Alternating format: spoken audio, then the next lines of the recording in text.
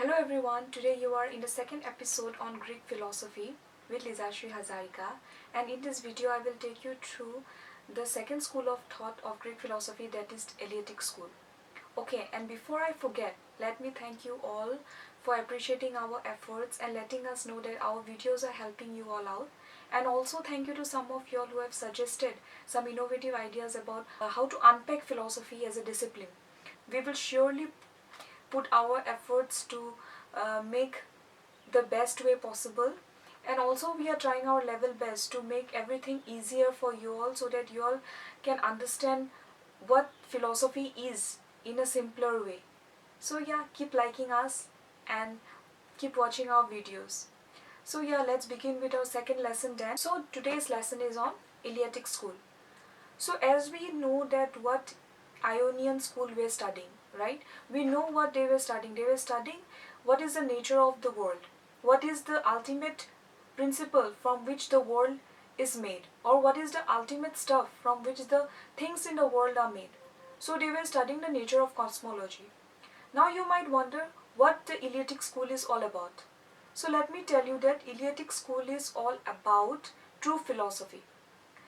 Eleaticism is also known as to be the very first true philosophy. This is the second school of thought of Greek philosophy, and like Ionian school, this school also had three thinkers, and we will study them each separately. So first is Xenophanes, then we have Parmenides, and then is Zeno. Now, as I have said you, why Ionian school was called Ionians, right? So I want to make it clear why this Eleatic school is called Eleatic. Actually, Eleatic school is called Eleatic because Eleatic school was in the seat of Elea, which is a town in South Italy, and that is why this school had its name. So as I said you that from this school actually the true philosophy began. So you should keep this in mind that it is from this school of thought that we move towards the question of philosophy, about what is the nature of being, about what is being or what is becoming, what is the nature of truth. So we moved from here to the questions of philosophy. So without further ado, let's start with the thinkers. The first in the list we have Xenophanes. I know you all have hardly heard of him, Xenophanes, because there are hardly any questions asked, but still I wanted to make you all understand what Xenophanes' theory is all about, since some parts of his theory will be taken later by the different thinkers. It is not only for this purpose of this exam, right? Philosophy is not just purpose of the exam that you will study today and tomorrow you will forget. It should be within you. So you should have a synchrony between what you are studying now and what you will be studying later. So his thoughts will be taken later by the different thinkers. So why his thought has to be taken and what is actually his thought, it is important to know. So I thought you should know at least some part of Xenophanes. Actually, you know, there is an interesting idea behind why Xenophanes is not often questioned. Because sometimes he is not even considered as a thinker of Eleatic school, because the Eleatic school doubted that whether he can be put in the Eleaticism or not. He was considered to be related to the history of religion rather than history of philosophy. That is why thinkers even doubt whether he can be considered as a thinker of Eleatic school or not. That is why hardly questions are being asked because of this confusion. So Xenophanes was the originator of quarrel between religion and philosophy. He wanted to give a purer and popular conception of deity, and that is why he attacked the Greek notion of God. Now it can be asked that what would be the popular conception of Greek actually that he attacked? So the popular conception of deity according to Greek was that there are many gods and each god had a human form. Xenophanes attacked this notion of God, that God had a human form. He says that he cannot conceive of God as having a human form. He cannot think that God is moving from one place to another. And that is why he attacked the notion of polytheism or separability of God. So that is why he attacked the conception which was there before about deity, according to Greek thinkers. So he rather says that that which is divine should be one. There can only be one best one. And therefore God is one and cannot have a beginning nor an end, and neither can have a human form. He says he is all I, all can, and all those. The key points that you should keep in mind from his philosophy: he did not consider God to be eternal. Rather, for him, God is world or world is God.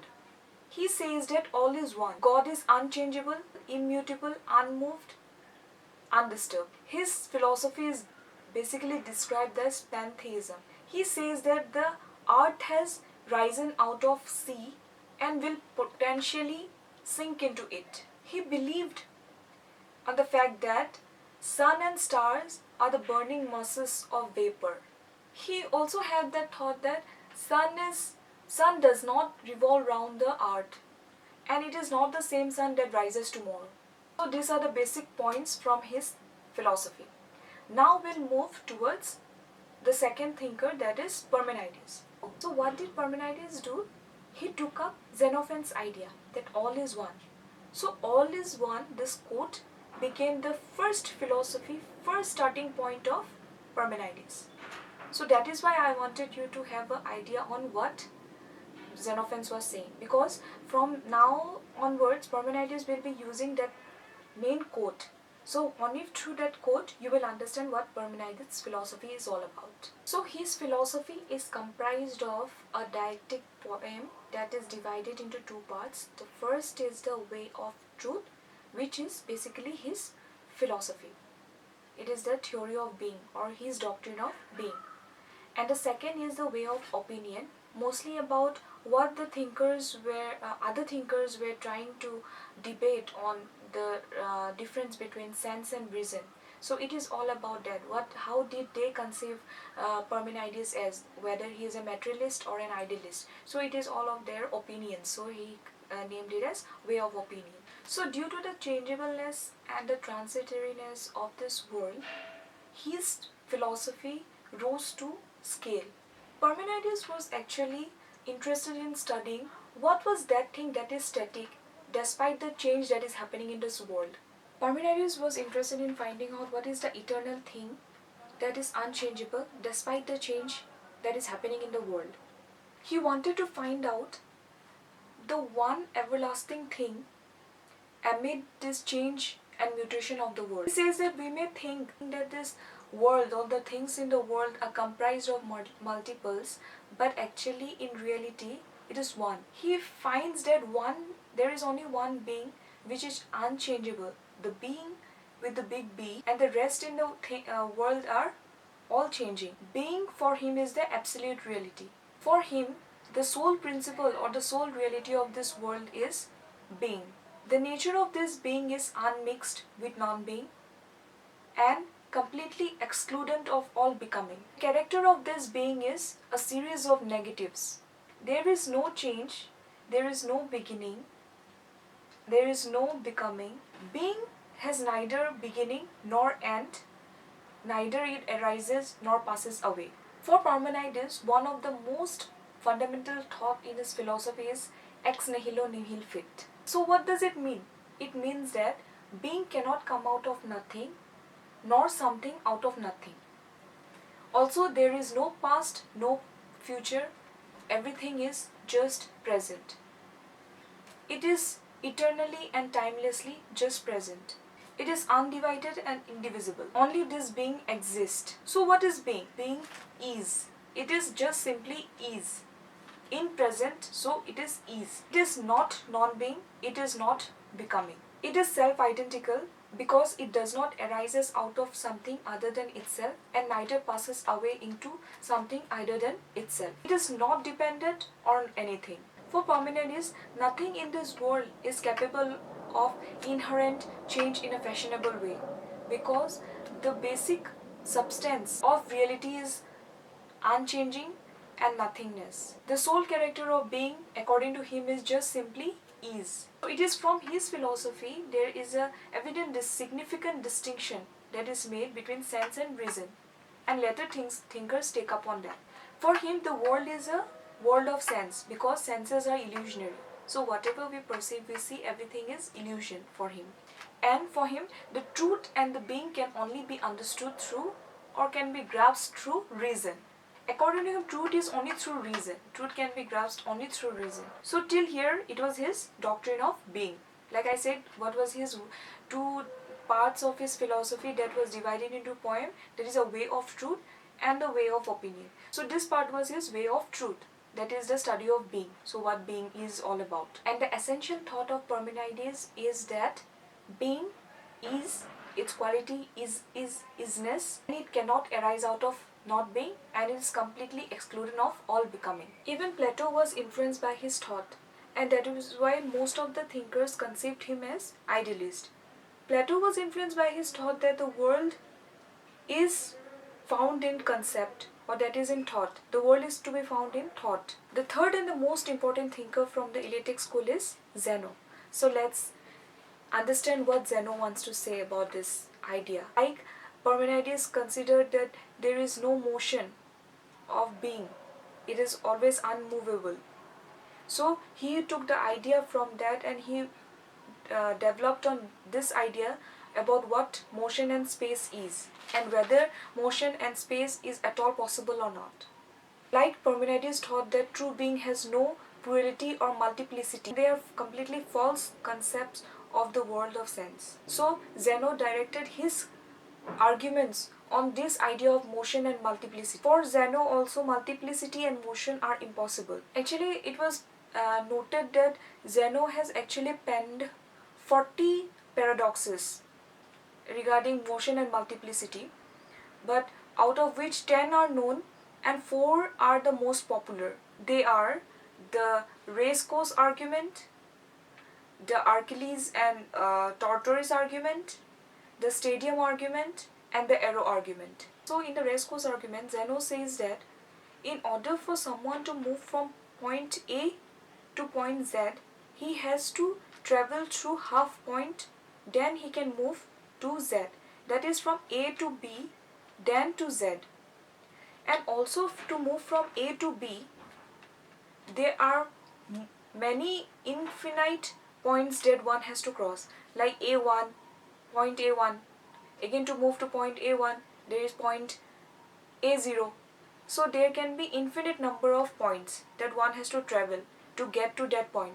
So whether even is it possible to get to that Z?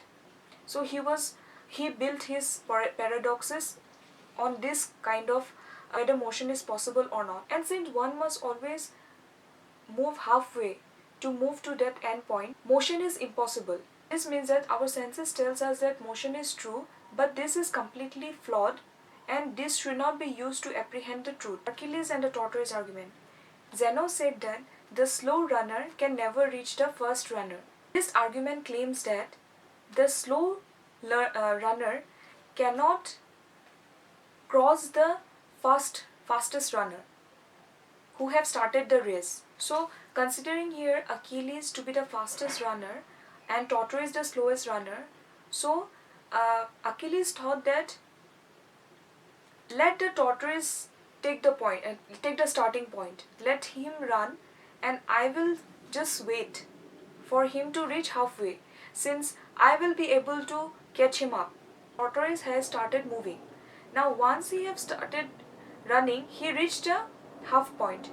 Now when Achilles woke up to reach that point, he had to travel multiple points to reach him, and still the tortoise will be far away from him. So he will never be able to reach him. In other words, it is also said that a slow runner is in advance of the fast runner because he has reached the point already. And when the slow runner begins, he will always be ahead of the fast runner by virtue of having started earlier. So next is the arrow argument. This argument is given against the reality of motion, which shows that the arrow which is in flight cannot possibly move because everything other is at rest. When the arrow is unequal to itself and the other moving object is at present, then how can the arrow move? The arrow is completely motionless in its given moment, in its flight. The arrow is actually not moving. Then we have the stadium argument. In this argument, the runner is trying to cross the stadium, but he can never cross the stadium because he has to cross through different infinite ways. He has to pass through different levels. That is why he can never cross the stadium. So the purpose of Zeno's paradoxes, these paradoxes were to prove Parmenides' point that the way of truth can be led only through reason and not through senses. The way of the world, whatever is shown to us through the senses, is only opinionated. It is only opinions. So that is why his theory was divided into two, the way of truth and the way of opinion. So this basically, whatever we see through senses, this whatever is happening in the paradoxes that we are seeing through senses, they are basically opinions. So whatever is given to us through our senses are opinions, not truth. Truth is one which is motionless. And through this opinion, apprehension of truth cannot be derived at. The senses cannot be trusted to apprehend the truth. So this paradoxes by Zeno was given in order to give rise to a method of analysis, division of question known as dialectic. So it was believed that Zeno's contribution to Eleaticism was completely negative because he did not give any positive remark on Parmenides, though he believed in his doctrine of being, but gave a different way to prove Parmenides' notion of space and time. Zeno believes that once a thing is divisible, it is divisible always. So yeah, these are the thoughts of the three thinkers that belongs to the Eleatic school. I hope you all are clear with it now. If you all have any problem, let me know in the comment section below. And soon we will meet up in the next video in where I will be discussing about Heraclitus, or if possible I will take atomist as well. Okay then, thank you for listening to me and keep liking us. And if you feel that our videos should reach a larger audience, please do share them. Hope to see you in the next video then.